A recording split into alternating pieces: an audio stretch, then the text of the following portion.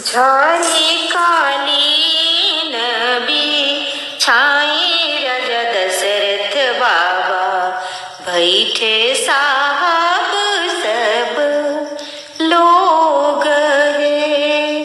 झारी काली नबी छाई राजा दशरथ बाबा, बैठे साहब सब लोग है।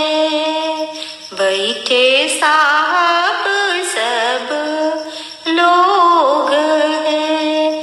सिरवा नवाई के इठिहा राजा रामचंद्र, वर्णक होला तो हार है।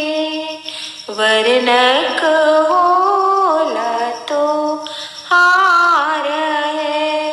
बड़े बड़े हंडा तो चढ़ैहा जनक बाबा, बड़ रउआ दियावा के नाम है। बड़ हुई है दियावा के नाम है। बड़े बड़े आजूरी पा सरिहा राजा रामचंद्र, बड़ तोहरा बाबा के नाम है।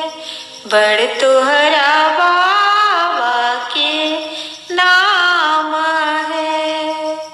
झारी काली नबी छाई आपन पापा, बैठे इंजीनियर सब लोग है। बैठे साहब सब लोग है। सिरवा नवाई के इठिहा सुंदर दुल्हा, वर्णक होला तो हार है। वर्णक होला तो हार है। बड़े बड़े आजूरी पा सरिहा सुंदर दुल्हा, बड़ तोहरा बाबा के नाम है। बड़े बड़े आजूरी पा सरिहा सुंदर दुल्हा, बड़ तोहरा चाचा के नाम है। बड़े बड़े आजूरी पा सरिहा सुंदर दुल्हा, बड़ तोहरा भैया के नाम है। छोटे छोटे हंडा मत चढ़ैहा कवन समधी, इन होई है दियावा तो हार है।